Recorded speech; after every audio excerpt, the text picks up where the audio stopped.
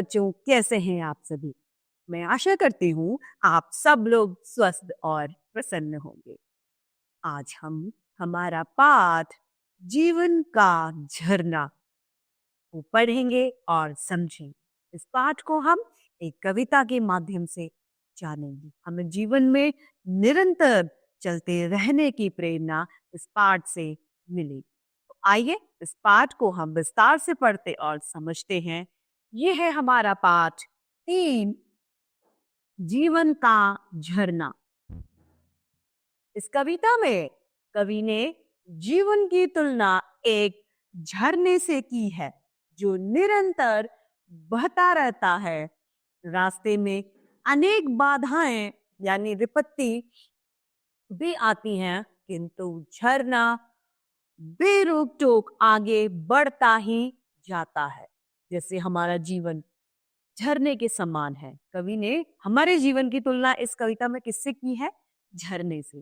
जैसे हमारे जीवन में बहुत सारी परेशानी आती हैं, दुख आते हैं, उसके बावजूद भी हमारा जीवन चलता रहता है।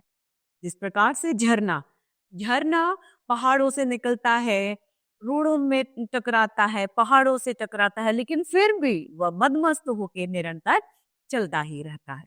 उसकी तुलना कवि ने हमारे जीवन से की है। कवि बता रहा है यह जीवन क्या है? निर्झर है, अर्थात झरना है। मस्ती ही इसका पानी है। जो हमारे जीवन की मस्ती है वो उसकी तुलना झरने के पानी से कर रहा है, जो निरंतर कलरव करता हुआ बहता चला जाता है। सुख दुख के दोनों तीरों से, अर्थात दो किनारे हैं हमारे जीवन के। तीरों मतलब किनारे। हमारे जो जीवन है, हमारा जीवन, उसके दो किनारे हैं। पहला सुख है तो दूसरा किनारा दुख है। समय के आधार पर कभी कभी सुख आता है, कभी कभी दुख आता है। अगर हमारे जीवन में दुख नहीं होगा तो हमें सुख की अनुभूति ही नहीं होगी। हमें पता ही नहीं चलेगा कि सुख क्या है। जब दुख आता है, बुरे दिनों के बाद में जब अच्छे दिन आते हैं तो वो अच्छे दिन महसूस होते हैं हमें। इसलिए सुख और दुख हमारे जीवन के दो पहलू है। चल रहा राह मनमानी है। अपने मन की पसंद वाली राह मतलब रास्ता, उस पर चल रहे हैं। कब फूटा गिरी के अंतद से, किस अंचल से उतरा नीचे, किस घाटी से बहकर आया समतल में अपने को खींचे। झरने को ये मालूम नहीं होता कि वो किस पहाड़ से उसका उद्गम हुआ है, कहाँ से वो निकला है और किस अंचल से नीचे उतरा है झरना। नहीं उसे ये पता है कि वो किस घाटी, किससे, कहां से वो नीचे बहकर आया है और वह समतल यानी मैदानों में अपने आप को खींच रहा है। क्या?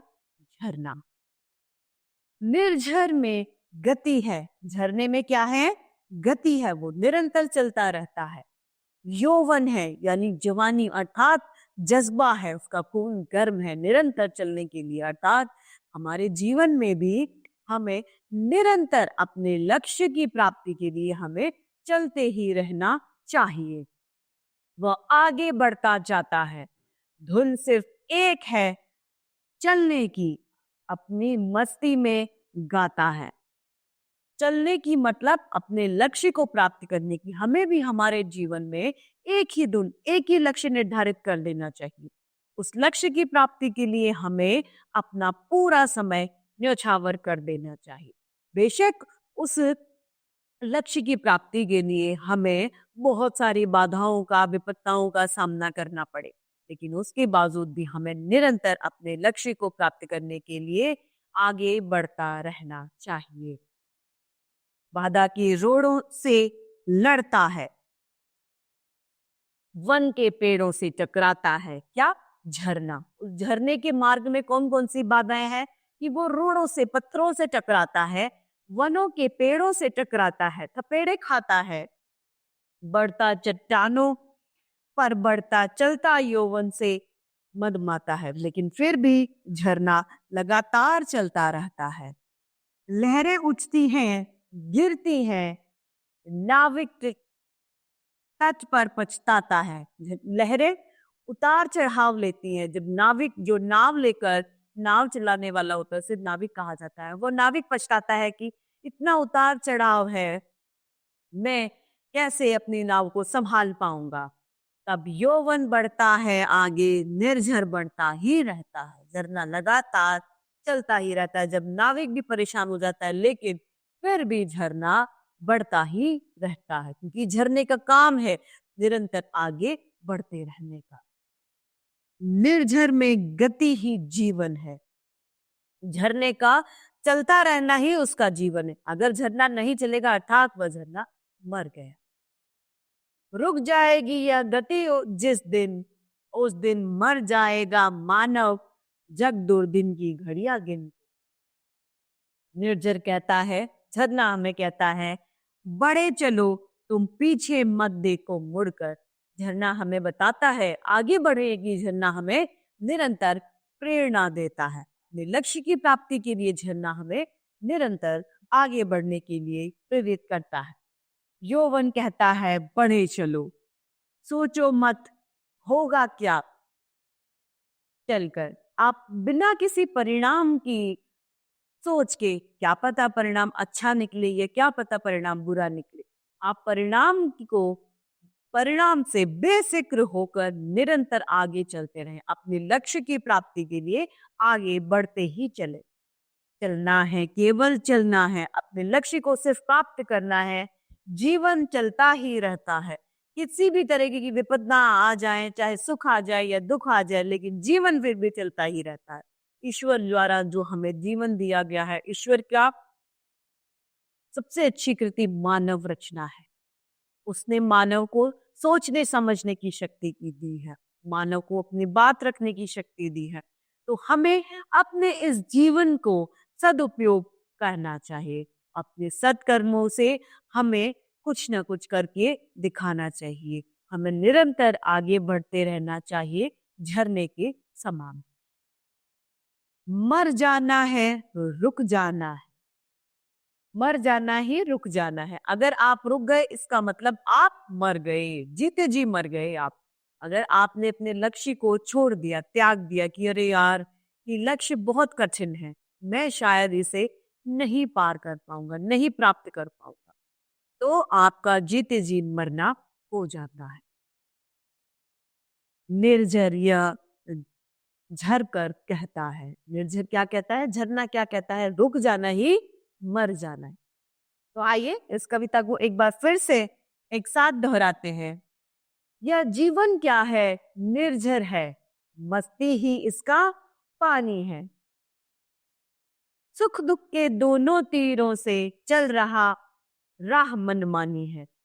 कब फूटा गिरी के अंतर से, इस अंचल से उतरा नीचे, इस घाटी से बहकर आया समतल में अपने को खींचे। निर्झर में गति है, यौवन है, वह आगे बढ़ता जाता है। धुन सिर्फ एक है चलने की, अपनी मस्ती में गाता है। बाधा के रोड़ों से लड़ता, वन के पेड़ों से टकराता, बढ़ता चट्टानों पर चढ़ता, चलता यौवन से मदमाता। लहरें उठती हैं, गिरती हैं, नाविक तट पर पछताता है। तब यौवन बढ़ता है आगे, निर्झर बढ़ता ही जाता है। निर्झर में गति ही जीवन है। रुक जाएगी यह गति जिस दिन, उस दिन मर जाएगा मानव, जग दुर्दिन की घड़ियां गिन गिन। निर्झर कहता है, बढ़े चलो तुम पीछे मत देखो मुड़कर। यौवन कहता है, बढ़े चलो, सोचो मत होगा क्या चलकर। चलना है, केवल चलना है, जीवन चलता ही रहता है। मर जाना है, रुक जाना ही निर्झर यह झरकर कहता है। इस कविता के रचयिता हैं आरसी प्रसाद सिंह। तो इस तरीके से हमारा ये पाठ जीवन का झरना समाप्त होता है। आइए अब इस पाठ के अभ्यास कार्य को हम लोग देखते हैं। शब्दार्थ है, निर्झर अर्थात झरना, तीर मतलब किनारा, रोड़े मतलब पत्थर और दुर्दिन मतलब बुरे दिन अर्थात खराब दिन। अब है अभ्यास 5 की परख में पहला है मौखिक प्रश्न। प्रश्न का है, कवि ने जीवन की तुलना किससे की है? तो कवि ने जीवन की तुलना झरने से की है। ख, झरने की कौन कौन सी बाधाएं हैं? झरने को रोड़ों से टकराना है, पेड़ों से टकराना है, ये झरने की बाधाएं हैं। प्रश्न ग, झरना हमसे क्या कहता है? झरना हमसे निरंतर आगे बढ़ते रहने को कहता है। अर्थात झरना हमें निरंतर अपने लक्ष्य की प्राप्ति के लिए आगे अग्रसर बनने की प्रेरणा हमें देता है। घ, नाविक क्यों पछताता है? नाविक लहरों में उतार चढ़ाव देखकर पछताता है कि मैं अपने नाव को कैसे संभाल पाऊंगा इस उतार चढ़ाव में। अब है प्रश्न 2, निम्नलिखित प्रश्नों के उत्तर लिखिए। कब, जीवन रूपी झरने के किनारे कौन कौन से हैं? तो जीवन रूपी झरने के किनारे 2 हैं, पहला सुख और दूसरा दुख। ये 2 पहलू, 2 किनारे जीवन रूपी झरने के हैं। ख, झरने को एकमात्र क्या धुन सवार है? झरने को एकमात्र धुन चलने की सवार है। वह मदमस्त होकर अपने कार्य को करता रहता है, उसे किसी भी प्रकार की बाधाओं से कोई फर्क नहीं पड़ता। वह अपनी एक धुन बता चलना ही उसका एक ध्येय है। प्रश्न ग, झरने को देखकर तट पर खड़ा नाविक क्यों पछता रहा है? तट पर खड़ा नाविक इसलिए पछता रहा है क्योंकि लहरों के उतार चढ़ाव को देखकर वह परेशान हो रहा है। वह नाविक अपने नाव को संभालने के लिए परेशान हो रहा है कि मैं किस तरीके से इन उतार चढ़ाव वाली लहरों का सामना कर पाऊंगा। प्रश्न घ, यदि मानव जीवन रूपी झरने की गति रुक जाएगी तो क्या होगा? यदि मानव जीवन रूपी झरने की गति रुक जाएगी तो मृत्यु हो जाएगी। ड, इस कविता का उद्देश्य क्या है? प्रस्तुत कविता में हमें झरने ने निरंतर प्रतिपल आगे बढ़ने की प्रेरणा दी है। अर्थात हमें अपने लक्ष्य की प्राप्ति के लिए सदैव अग्रसर रहना चाहिए, चाहे हम धीमे धीमे ही कदम क्यों ना बढ़ाएं, लेकिन अपनी लक्ष्य प्राप्ति के लिए आगे बढ़ते रहना चाहिए। बाधाओं, विपत्ताओं सबको पीछे छोड़कर उनको इतना महत्वपूर्णता नहीं देकर अपने कार्य में सदैव आगे बढ़ते रहना चाहिए। प्रश्न तीसरा है हमारा बहुविकल्पीय प्रश्न। का जीवन रूपी झरने का पानी क्या है? दुख, सुख या मस्ती? तो मस्ती। प्रश्न ख, जीवन रूपी झरना किनसे लड़ता हुआ आगे बढ़ता है? किस चीज से वो लड़ता हुआ आगे बढ़ जाता है? बाधाओं के रोड़ों से, लोगों से या स्वयं से? तो बाधा के रोड़ों से वह बढ़ता, लड़ता हुआ आगे बढ़ता चला जाता है। प्रश्न चौथा है, सही मेल कीजिए। झरना क्या है? जीवन। किनारे क्या है? सुख और दुख, 2 किनारे हैं हमारे जीवन के। पानी क्या है? मस्ती। और रुकना क्या है? मृत्यु।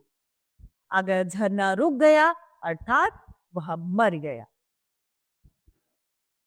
प्रश्न 5वां है, व्याख्या कीजिए। व्याख्यात्मक प्रश्न। निर्झर में गति ही जीवन रिक्त स्थान गिन है। प्रश्न क, कविता के कवि का नाम लिखिए। तो कविता के कवि हैं आरसी प्रसाद सिंह। कौन है? आरसी प्रसाद सिंह। प्रश्न ख, गतिहीन निर्झर की स्थिति स्पष्ट कीजिए। जिस झरने में गति नहीं होती, गति नहीं है, अर्थात वह झरना मर चुका है। झरने का कार्य भी चलते रहना है। जिस झरने में गति नहीं है, अर्थात वह मर चुका है। प्रश्न ग, मानव को दुर्दिन कब देखना पड़ेगा? मानव को दुर्दिन तब देखना पड़ेगा जब मानव अपनी बाधाओं से, अपनी विपत्ताओं से घबराकर चलना छोड़ देगा, अर्थात वह हार मान लेगा, तब उसे दुर्दिन देखने पड़ेंगे।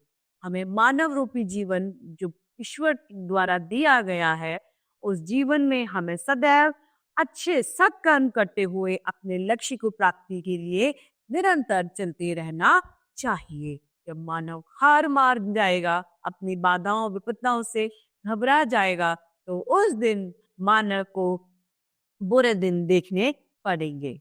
भाषा बोध में पहला है भाव स्पष्ट कीजिए। क है, निर्झर कहता है बड़े चलो तुम पीछे मत देखो मुड़कर। पंक्ति से आशय स्पष्ट होता है कि झरना कहता है कि हे मनुष्य, तुम आगे बढ़ते चलो। तुम्हारे साथ कितनी बाधाएं क्यों ना आए, लेकिन तुम उनसे मत घबराओ। उनसे धैर्य का सामना उनका सामना आप धैर्य के साथ करें। जब आप धैर्य के साथ उन बाधाओं का सामना करेंगे, तो आप निश्चित रूप से उन बाधाओं पर विजय प्राप्त करेंगे। पर फिर भी आपको अपने जीवन में निरंतर अग्रसर रहना चाहिए। आपको पीछे मुड़कर नहीं देखना चाहिए। ख, उस दिन मर जाएगा मानव जग दुर्दिन की घड़ियां गिन गिन कर। दुर्दिन की घड़ियां गिन गिन कर मानव उस दिन मर जाएगा जिस दिन मानव किसी कारणवश अपने जीवन में निराशा को जगह दे देगा। वह हताश हो जाएगा, अपनी बाधाओं से जी तोड़ देगा, अर्थात अपनी बाधाओं के सामने अपने घुटने टेक देगा। उस दिन मानव को दुर्दिन देखने पड़ जाएंगे। अब प्रश्न दूसरा, समान तुक वाले शब्द लिखने हैं। नीचे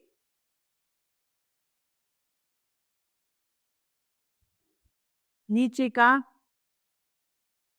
पीछे, पीछे,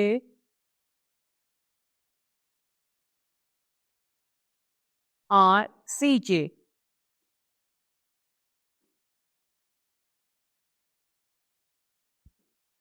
ख, पानी।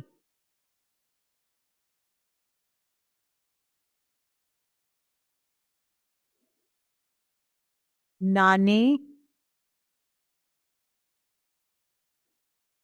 वाणी,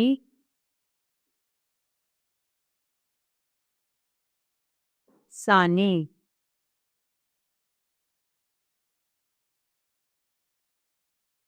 जाता, खाता, छाता,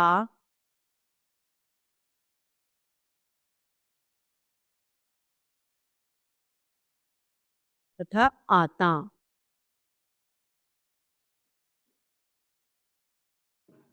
चकराता,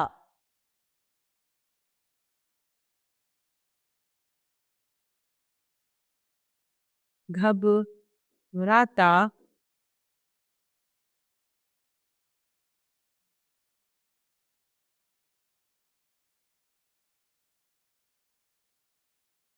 शर्माता,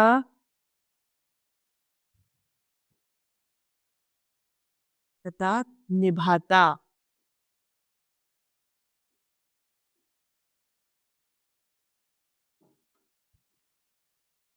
दिन, पिन, भिन तथा छिन।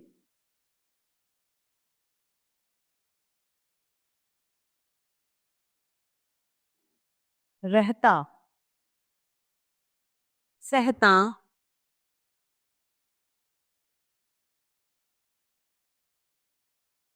कहता,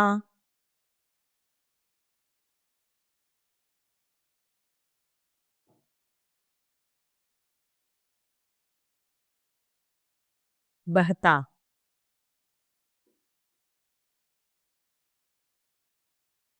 ये समान तुक वाले शब्द हैं। प्रश्न तीसरा, पर्यायवाची लिखिए। क, जीवन, जीवनी,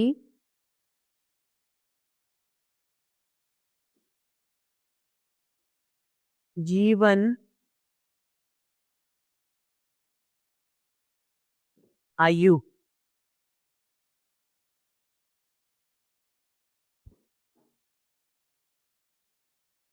दूसरा, ख, मृत्यु, मरण, मौत,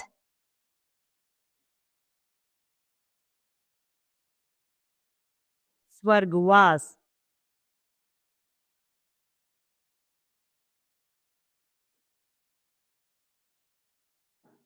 ग है हमारा पानी, जल, नीर,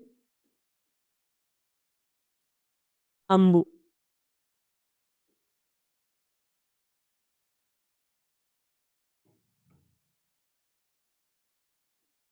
घ है वन, वन का होगा जंगल,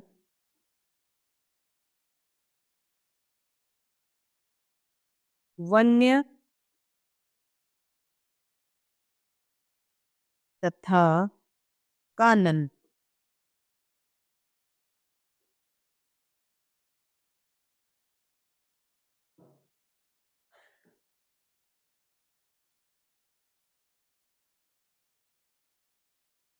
प्रश्न 4 है, दिए गए शब्दों से वाक्य प्रयोग कीजिए।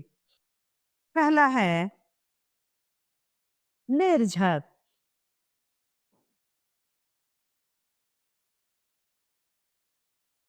निर्झर,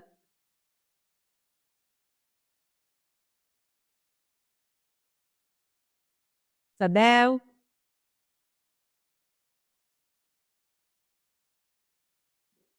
चलता रहता है।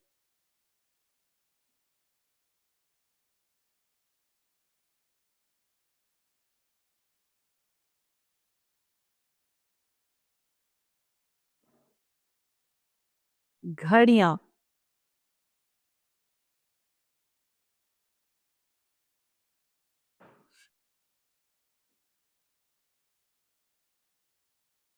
सुख की घड़ियां,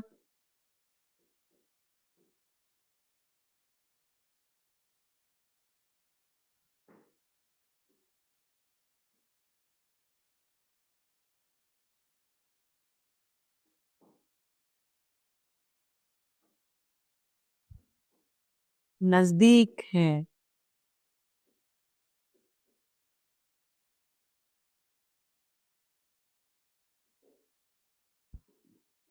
जीवन,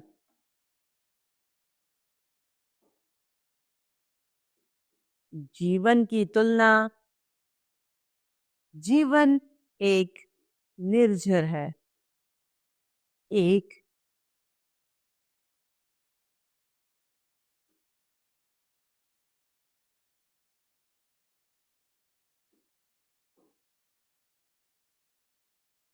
झरने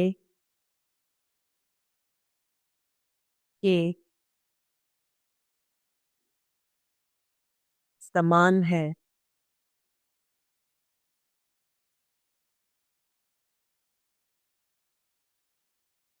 यौवन,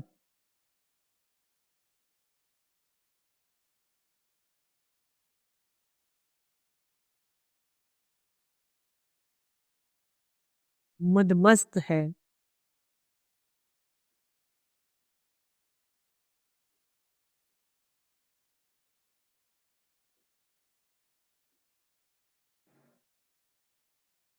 पांचवा प्रश्न है, वाक्यों का सही मिलान कीजिए।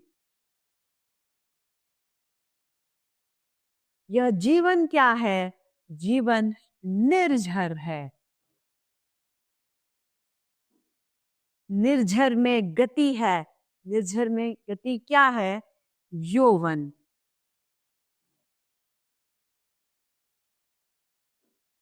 लहरें उठती हैं और गिरती हैं।